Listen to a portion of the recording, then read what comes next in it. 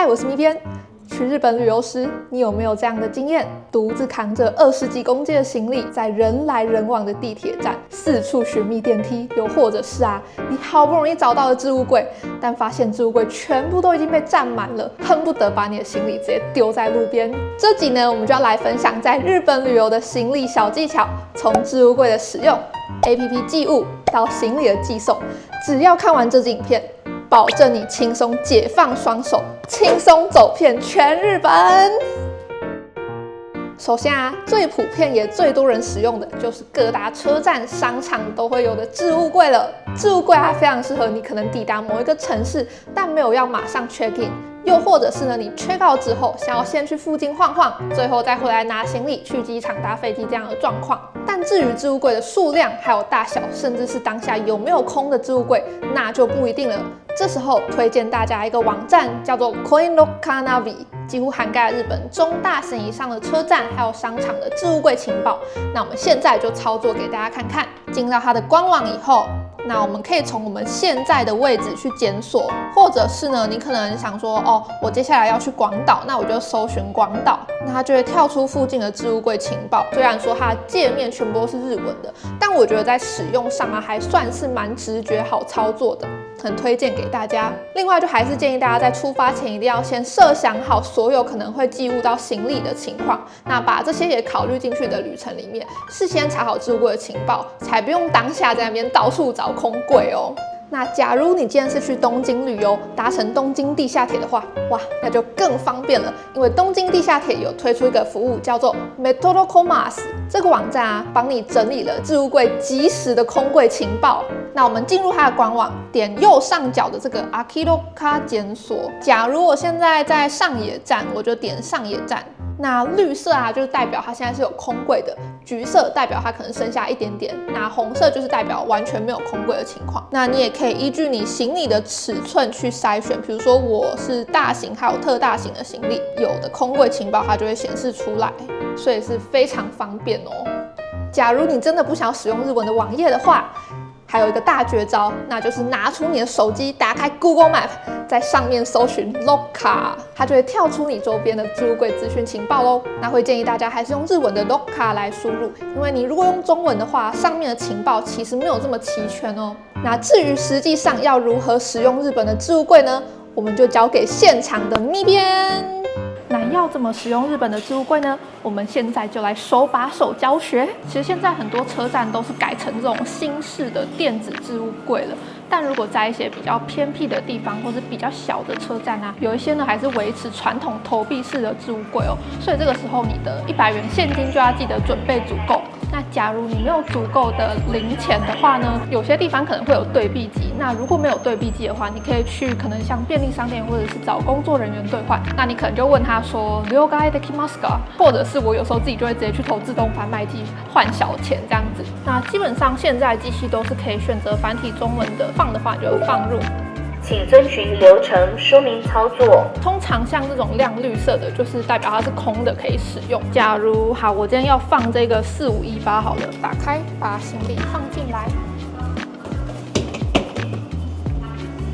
關起來，然後壓下把手。好，它顯示紅色的，確認一下它上面顯示的數字跟你放的箱子有沒有一樣。沒問題的話就按確認。會建議大家使用交通 IC 卡比較方便啦。那我們就在這邊感應 IC 卡，用手機的也沒有問題。請收取利用證明。到時候就是直接拿我們剛剛付款的 IC 卡來解鎖，你要用實體卡或者是手機的都可以。那我們就可以雙手空空的準備去逛街嘍。至於置物櫃的價格依大小不同，大概落在300到1000日幣之間。那有一點需要特別注意的是置物櫃它畢竟沒有辦法放一些可能比較長或者是奇形怪狀的東西，所以你可能如果有家電或者是雪具的話，就沒有辦法使用這種車站置物櫃。這種時候要怎麼辦呢？就讓我們進入下一個部分。那遇到置物櫃全滿，或者是行李體積太大的情況，告訴你們一定要知道一招，那就是使用 APP Ekbo Clock，它是日本最大的置物平台，它在全日本有2500個以上的據點，不只是車站哦，它連咖啡廳啊，或者是一些飯店啊、卡拉 OK、書店都可以寄放。那當然也包含了日本400家以上的 7-Eleven 都有跟他們合作，所以呢，你很容易就可以找到附近可以寄放行李的据點。它的界面啊是有繁體中文的哦，所以我覺得在操作上面非常安心。那我們現在就現場實際操作一次给大家看看吧。選擇 Egbo APP 可以事先下載好，那它現在都有支援繁體中文的，所以使用上很方便。一進來之後，我們可以直接搜尋你想要的車站。或者是呢，假如說我們现在在廣島車站，我們就直接用現在的位置來搜尋。那輸入你要的時間，然後呢選擇你的行李尺寸。它的行李只有分2種，一個是手提包的大小，一個是最長邊45公分以上的，就是我們這種有輪子的行李箱。就可以看到周邊啊有很多可以寄存的點。灰色的話就是代表你現在搜尋的條件是不適用的，找到藍色的點，它才會是可以適用的。那我今天想要寄在這間沙龍，它這邊會跟你寫說可以寄放的時間，什麼時候幾點到幾點，寄放的上限數量，然後包括付款方式，很多它都是需要線上在 APP 裡面直接付款的。店鋪的設備它會寫有沒有 WiFi， 甚至是有沒有提供英文服務都會寫。那我看到這個地方，我覺得好，我要寄在這裡，那我就進入預約，確認我剛剛輸入的資訊都正確。那按下確認預約內容，接下來就會進入付款的頁面。預約完成之後，你的 email 還有你的 APP 裡面就都會有你預約的資訊。到時候你就直接到預約的店家，給他看你的訂單訊息，或者是你預約的這個畫面，那他們就會幫你收行李咯。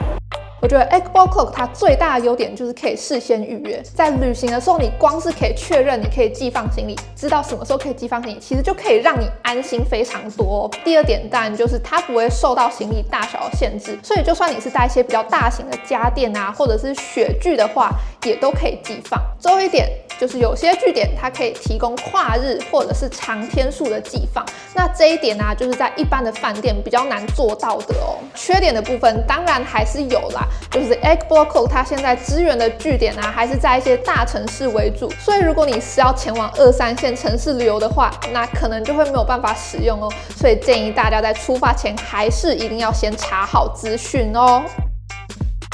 不自駕的長天數旅遊，或者是呢跨縣市的旅遊啊，常常會遇到以下的幾個情況。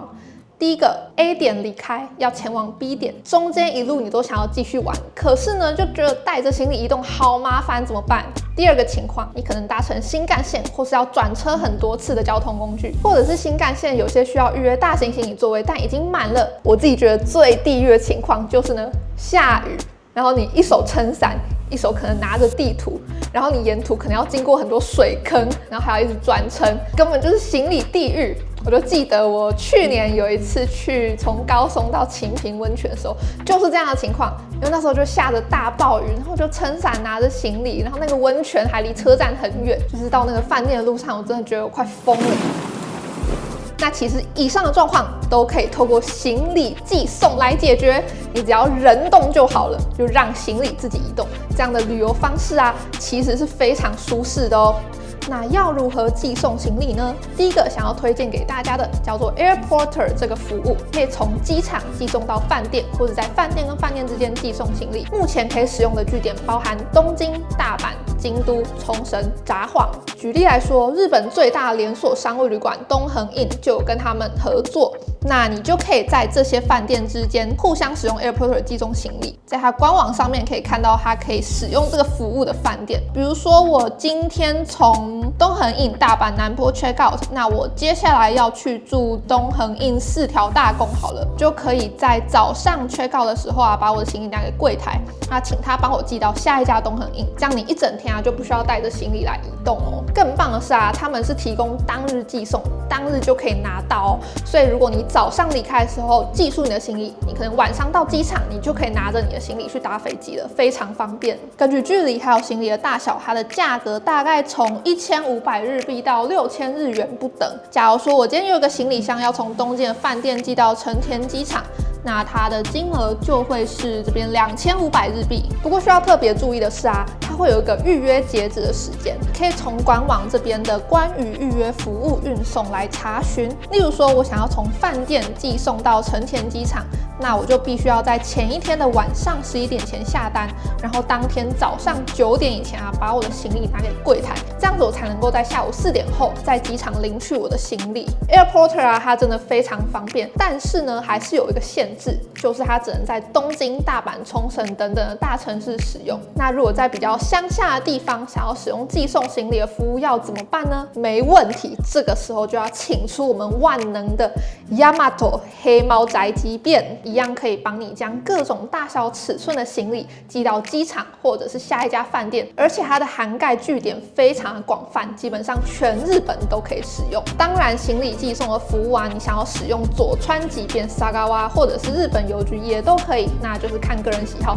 不過我會覺得黑貓它的服務據點還是最廣泛的，所以呢，即使是鄉下地方也都不用擔心哦。那通常在退房的时候，可以把你的行李拿給飯店，請他們代寄。假如你住的地方啊是没有人可以代收行李的，像是青年旅馆或是 Airbnb 的话，你也可以搜尋黑貓附近的營業據點或者是代收的店鋪，像是日本很多的 Seven 跟全家都跟黑貓有合作。想要知道你住的地方附近有沒有收發貨的據點，那就可以先上他們的官網查詢。我們這邊有一個 Uketoru Tempo Sagas， 從這邊搜尋。假如我現在在廣島的尾道，好了，我想要從尾道寄到廣島，那我點一下地圖的中國的廣島，這裡尾道我點進來，哇，就可以看到它上面有非常多店鋪可以收貨。可以看到它旁邊這邊粉紅色寫着 Mochikomi， 這個就代表你可以把行李拿過去寄，綠色的寫 Uketoru就代表你可以在這邊領回你的行李。另外呢，它也會幫你標示假日或者是國定假日是否有營業，或者是呢是否有24小時營業。所以有時候即使你一大清早出門，或者是很晚之後才回到某一個地方，那也都沒有問題可以使用哦。費用的話，也可以直接在他們的官網上進行試算，根據寄送的距離啊、行李大小，那就會有不同的金額。但是它有一個我覺得算是蠻致命的缺點，就是你寄送行李的當天，至少要等到隔天之後它才會到。會建議大家，如果你今天寄行李，你今天就要先帶好今晚份的換洗衣物，還有一些必需品。那你就帶着這個輕便的東西移動就好，其他的東西就讓那個黑貓幫你寄這樣子。另外一點需要注意的是啊，如果你是要寄到像是 Airbnb 或者是青年旅館，沒有人可以收行李的狀況啊，還是要先聯絡一下住宿方，確認他們是否可以收行李哦。至於要如何使用 Yamato 來實際寄送行李呢？推薦大家直接到便利商店或者是它的營業據點去跟他拿這張紅色的單子。那我們現在就實際示範一次給大家看。日本的黑貓啊，當然有 APP， 但是呢，它的 APP 註冊會需要日本的電話號碼，再加上它的界面啊，其實全部都是日文的，所以對外國人來說可能就沒有那麼方便使用。想要查詢黑貓有合作的店鋪的話，我們可以直接上它的官網。那這裡有一個 Konbini 便利商店，就按下去，它就會顯示你現在位置附近的可以使用的便利商店。那你也可以從地圖這邊來搜尋，就是有非常多的全家還有 Seven 都是有合作的。那我們現在就實際到便利商店去拿單子給大家看看吧，走。那這邊 Otodokesaki 這邊就是寫你要寄的地方。那假如說我們要寄到廣島機場，填入它的郵遞區號、電話號碼，然後地址還有名字。那這邊的話，你填日文或者是英文都可以。這邊的話就是要填你自己的資訊，品名的地方可能要大概寫一下你行李裡面裝的是什麼，可能像是衣服啊，或者是伴手禮，就是食物之類的。它有分可以送到高爾夫球場，或者滑雪場，或者是機場的，啊，或者是飯店那也都 OK。然後這邊呢，會需要填入你希望送達，也就是你要取貨的日期。黑貓的話，至少都要隔天才有辦法送達。它也可以選擇你希望寄達的時間段，例如說你想要在中午前，或者是2點到4點。這個的話，你就要特別注意你取貨的店鋪啊，它有沒有營業到那個時間。便利商店的話，通常應該是都沒問題的。去寄行李的時候啊，店員也會幫你測量你行李的尺寸。我的這個行李箱是120，所以你就是把這個120圈起來，其他的部分店員就會幫你算金額，那就是在付款給店員，然後把行李交給店員，這樣就成功的寄出你的行李了。有些人可能會覺得行李隔天才能寄到，那這樣意義是什麼？其實也不一定啊，因為你有時候可能從 A 到 B， 然後你中間啊轉乘非常麻煩，然後你是一路沒有回頭的，或者是你可能就是自己一個人旅遊去一些比較偏僻的地方，然後需要經過很多次的轉乘。這個時候啊，其實我覺得寄送行李還是一個非常方便的選項，所以我覺得就看自己的需求，選擇符合自己的方案咯。以上就是3種常常使用到的行李情境。那我覺得行李這個東西啊，它真的非常大程度的影響着我們旅程的舒適度和流暢度哦。以前如果沒有做足功課的話，常常拖着行李就覺得超級崩潰的。但其實啊，像是剛剛講的置物櫃啊，或者是寄物 APP 到行李寄送，日本他們已經有非常完善的一套行李系統了。我覺得大家真的可以多加利用，會讓你的旅程整體舒適非常多哦。其實我们最近发现啊，頻道有越來越多的觀眾已經從日本旅遊的初心者，逐漸變成日本旅遊的回訪者。大家開始瘋狂去日本，可能大家都去了3次、5次以上了。而且有一個趨勢，就是大家旅行的天數越來越長，移動的範圍越來越大。就像以前大家可能只玩大阪，那現在大家開始可能會從大阪玩到神戶，甚至是岡山這種長距離多天數的旅行模式。在這樣的情況下，大家自然就會想要追求更加舒適的旅行體驗。那我覺得行李其實就是非常關鍵的一個部分。這支影片就是希望能夠幫大家解決一些在行李上面的問題，讓大家更舒適的暢遊日本，成為真正的日本旅遊達人哦。以上就是今天的影片，相關的資訊我會放在底下的資訊欄，歡迎大家參考。那如果你有想要看哪一類型的主題的話，也歡迎在底下留言跟我們分享。最後問大家一個問題：你最崩潰的行李經驗是哪一次呢？底下留言和我們分享。那我們就下支影片再見嘍，拜拜。